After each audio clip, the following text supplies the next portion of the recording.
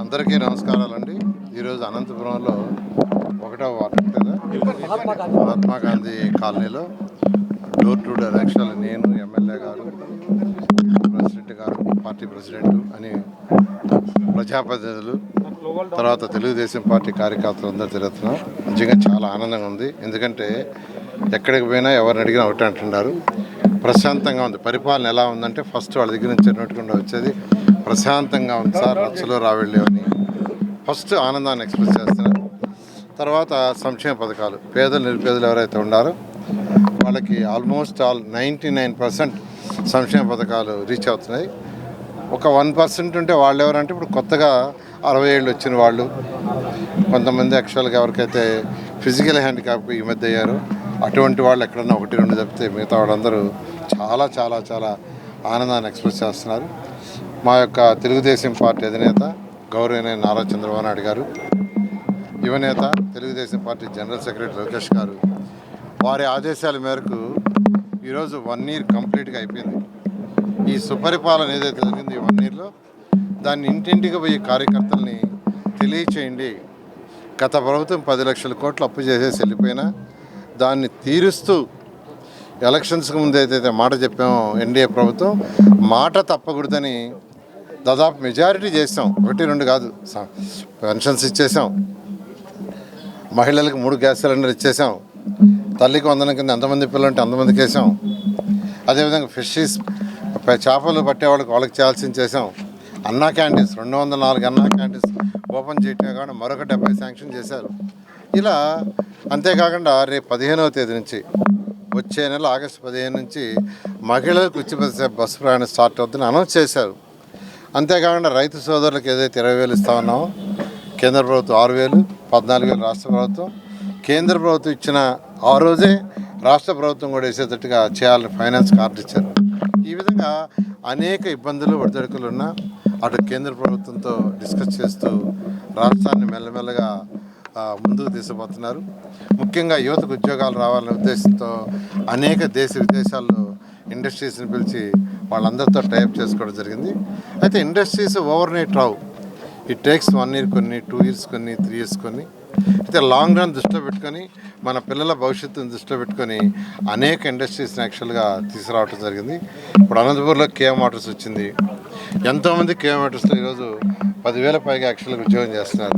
ఇప్పుడే ఒక ఇంటికి పోతే ఆ ఇంట్లో ఏం చేస్తున్నావు బాబు అంటే నేను కేఎం మోటార్స్లో పనిచేస్తున్నాను అన్నాడు. ఇట్లా ఒక ఇండస్ట్రీస్ వస్తే ఎంతోమంది యువకులకు ఉద్యోగస్తుల ఉద్దేశంతో ముఖ్యమంత్రి గారు పరిపాలన ఎలా చేయాలా, ఆర్థిక వ్యవస్థను ఎలా నడపాలా ఒక అవగాహనతో ముందు పోతున్నారు. గత ప్రభుత్వం ఆర్థిక వ్యవస్థను మొత్తం నాశనం చేసింది. 10 లక్షల కోట్లు అప్పు చేయటమే కాదు, అనేక అవకతవకలు తీసుకుంటే డంప్ యార్డ్, ఇది 30 సంవత్సరాల పైగా ఉన్న డంప్ యార్డ్, 50 సంవత్సరాలు అంటే అటువంటి డంప్ యార్డ్ని మా ముఖ్యమంత్రి గారు గత అక్టోబర్ 2వ తేదీ నాకు ఆర్డర్ వేశాడు. మచిలీపట్నంలో స్వచ్ఛాంధ్ర జరిగేటప్పుడు నాకు ఆర్డర్ వేశాడు. నారాయణ, నువ్వు ఎటువంటి పరిస్థితుల్లో కూడా 25 అక్టోబర్ అంటే రేపు వచ్చే అక్టోబర్కి రాష్ట్రంలో 85 లక్షల టన్నులు పూర్తి చేయాలంటే ఇప్పటికే 50 లక్షల టన్నులు పూర్తి చేసాం. మిగిలిన కూడా ఎంతో వేగవంతంగా జరుగుతుంది. మీకు ఇక్కడ 168,000 టన్నులే ఉంది. రోజుకు 6,000 టన్నులు చేస్తున్నారు. ఖచ్చితంగా ఎటువంటి పరిస్థితుల్లో కూడా అక్టోబర్ 2వ తేదీకి ఇక్కడ ఏదైతే లెగసీ డంప్ ఉందో చెత్త అది మొత్తం తొలగించడం జరుగుతుంది.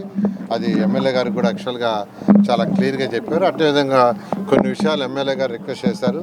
అవన్నీ కూడా అటు కలెక్టర్ గారితోనూ కమిషనర్ గారితో మాట్లాడాను. అవన్నీ చేస్తాం.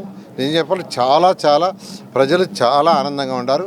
అయితే జగన్మోహన్ రెడ్డి గారు ఏ విధంగానే రెచ్చగొట్టాలా, ప్రజల్ని అశాంతపరచాలా, ఎందుకంటే వాళ్ళ డిఎన్ఏలోనే అది ఉంది అశాంతపరచడం. ఇప్పుడు ప్రశాంతంగా ఉంటే చూడలేరు. పరిపాలన అంటే ప్రశాంతంగా ఉండాలి. ఎవరైనా కోరుకునేది ప్రశాంతం. ఇతర దేశాల నుంచి ఇండస్ట్రీస్ రావాలంటే ఫస్ట్ వాళ్ళు ఏమడుగుతారంటే మీ రాష్ట్రంలో లా అండ్ ఆర్డర్ ఎలా ఉంది అంటే ప్రశాంతం ఉందా లేదని అడుగుతారు. అలాంటిది లేకుండా చేశారు కాబట్టి ఒక్క ఇండస్ట్రీ రాలేదు. ఈరోజు ముఖ్యమంత్రి గారు పర్టికులర్ రాయలసీమకి అయితే ప్రత్యేకంగా అనేక ఇండస్ట్రీస్ తీసుకురావాలా అనే విధంగా చేస్తున్నారు. ఖచ్చితంగా ఒకటే చెప్తున్నాను ప్రజలందరికీ, ముఖ్యంగా మున్సిపాలిటీలో ఉండే మున్సిపల్ మంత్రిగా నేను చెప్తున్నాను, కొద్ది రోజులు ఓపిక పట్టండి. ఏదైతే డ్రింకింగ్ వాటర్ సమస్య 100కి 100 రూపాయలు అయ్యేందుకు ఈ యొక్క అనంతపురం జిల్లాలో 7 కాన్స్టిట్యున్సీలో మున్సిపల్ శాఖలో 750 కోట్ల రూపాయలు అమృతలోను ఏబీలోను శాంక్షన్ చేసాం. అమృత అయితే టెండర్ పిలిచాం. రేపు 28 టెండర్ ఓపెన్ చేస్తున్నారు, చేయగానే చేస్తారు. ఈ యొక్క అనంతపురం మున్సిపాలిటీ దాదాపు 350 కోట్లు పెట్టింది. అమృతలో కావచ్చు, ఏబీలో కావచ్చు. అదే ఎమ్మెల్యే గారికి చెప్పాను, యాక్చువల్గా వారు అడిగిన దాని ప్రకారం పెట్టాము. అవన్నీ చేసి ప్రతి ఇంటికి ట్యాప్ కనెక్షన్ ఇవ్వడం జరుగుతుంది. అయితే అండర్ గ్రౌండ్ డ్రైనేజ్ ఒకటి అడుగుతున్నారు.